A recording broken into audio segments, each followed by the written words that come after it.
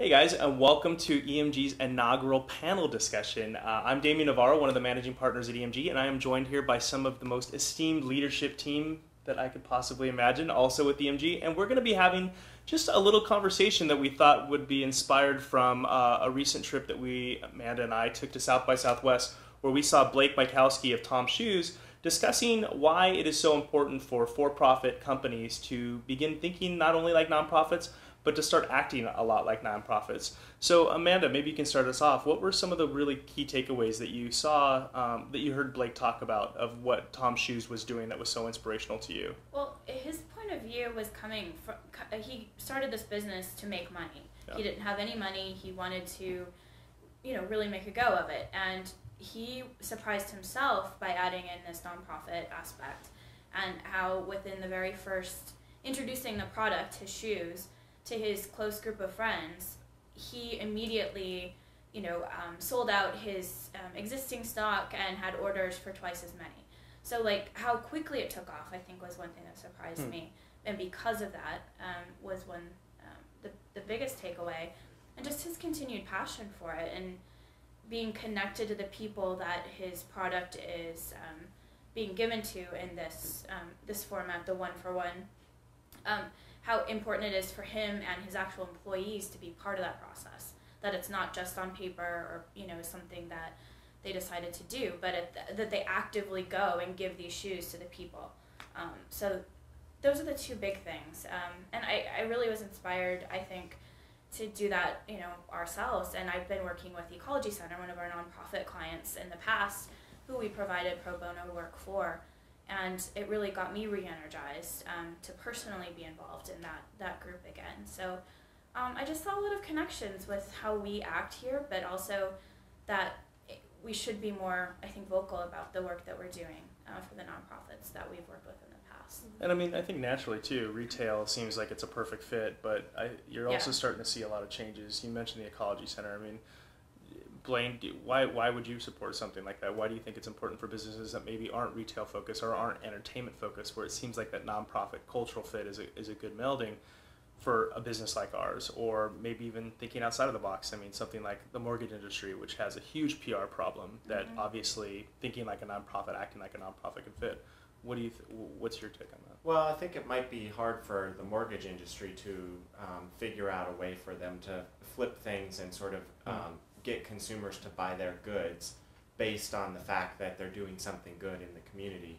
I don't know that it fits with mortgage, but definitely, with consumer brands, when a brand wants to attract a consumer and get them to buy their product, if they can associate the brand with something good and positive, consumers want to attach themselves to that. And I think it's not necessarily that you have to attach your brand to something good, but you want to attach it to something that resonates with consumers that you're trying to attract. And as long as it resonates, you'll get a powerful message out there, which is basically come buy our product and support the things that you want to support. You said something interesting too, authenticity. I wanted to piggyback off of. But yeah, authenticity and resonance too is always a concern, right? Because you have brands that maybe they have like the child labor shop over in some foreign country. What does that mean if all of a sudden you're trying to attach yourself to a nonprofit? Can also probably fly back in your face. Yeah, it needs to be authentic, and it needs to be part of the culture of the brand. Right. And if it's embraced like that, it'll take off like wildfire. Right. I was going to say that I think that in general, the the for-profit industry has had a little bit of easier time of being able to really attract the right consumer. Let's say you're selling soap, that there's a need. You don't need to make that connection. They're making the connection with the product and the actual how good that product is. And I think if you look at the nonprofit, what they're trying to do is really sell that organization and what that organization stands for. And so there's a lot more work that has to go into that, into connecting with that consumer. And what you're finding more and more is, especially through the social media means, where there is more of that two-way dialogue that you're now having with that customer base, regardless of whether it's a feel-good thing that you're getting out of that for-profit, non-profit connection, is the customer is not only about what's in it for me from a tangible, what I get out of it, but they're also looking for that feeling. And so I think that the more that brands can, whether you're for-profit or nonprofit, tie that benefit back to the essence of who they are and what they stand for, the bigger following that they're going to actually end up having, you know. And it works for the nonprofit side too. Exactly. Then they get a direct line into the consumer's kind of consciousness, Absolutely. right? It's not just Well, this peripheral thing. And it inspires return donation. Yeah. So whereas you know you're going to constantly have to get repeat, you know, buying soap every month or every week or whatever it is. You want to be able to not just have that one-time donation too. So it's or purchase and donation or however you go about doing it. So it's really smart way of thinking, no matter who you are.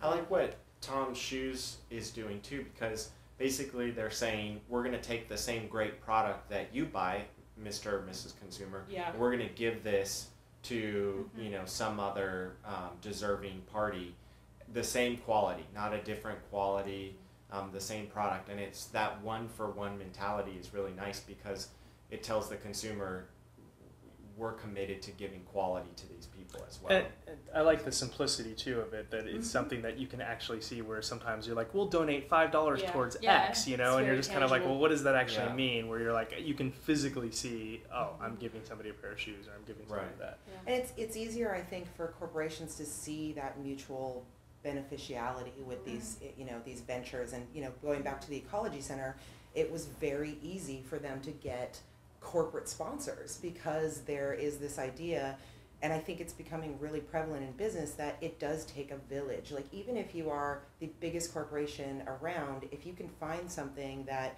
is mutually beneficial within your industry or in your community, the idea that somebody is benefiting from something you're benefiting from is really what's coming about when it comes to business now. It's no longer this, you know, gigantic mega store. It's much more about this community. It's about, you know, what can I do for you? How can we help each other? And it's getting much more back to handshakes and relationships when it comes to business. And this is an extension of that, where everybody wins. And I think it's very cool. Like local impact and what that means on a global scale too, bringing it back to the local place. They also say with Generation Z, right, the one following the millennials, of just how non-brand loyal they are, how they're not just looking for, you know, what their friend is using. It's about culture, it's about fit, it's about what does it say about them as a consumer, not so much what does it say about their group, right? It's much more individualized. It's about doing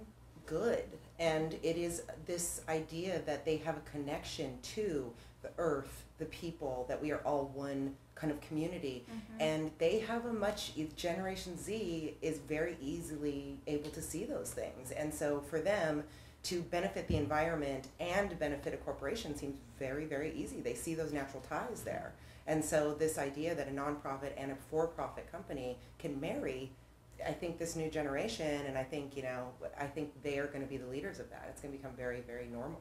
They're going to expect it. Exactly. Telling a personal story too. I mean, what do you think is a bad marriage between a for-profit and a nonprofit, and what do you think? Again, going back to our personal experience with the Ecology Center, what made it such a great marriage and partnership? What should companies be looking for when they're looking at opportunities to be leveraged with nonprofits? I sort of think it's pretty hard to go wrong when a good, authentic relationship marries. If you think of a brand attaching themselves to a celebrity, there's a whole lot of leeway in what can go right or wrong, because that celebrity is just a face, not necessarily an idea. When a brand marries itself to an idea, like supporting, the nonprofit or whatever, it's a different type of communication to the consumer. It's they're supporting the same idea or a mentality, a state, versus a face of a company. And unless there's some major issue with that idea, maybe it's the American Red Cross. You don't hear in the news something terrible going wrong with the American Red Cross, but you do hear of things all the time, like Tiger Woods or some other celebrities. So it's just a different way of getting notoriety without having to set yourself up for risks to happen. I think another good example of that, if you guys can remember, during Hurricane Katrina, Tide did that thing where they birds. they did those portable washing washing right. so that people could actually have things that we take for granted, clean laundry. Because they didn't have homes. They didn't have homes. Yeah, right. That's right. So where they actually brought the physical washer and dryer. And I didn't, when I saw that, I didn't go, oh, Tide's clearly, leveraging this so that they could take advantage of the people's hearts. I mean, I really did feel like they wanted to be there. They made an investment in that caravan that they'd set up. It was, I think, very well done. What do you think the role of the agency plays in the future of building these types of partnerships? I mean, how can we as an agency play I don't know, how should we be thinking outside of the box? Is this something that you see?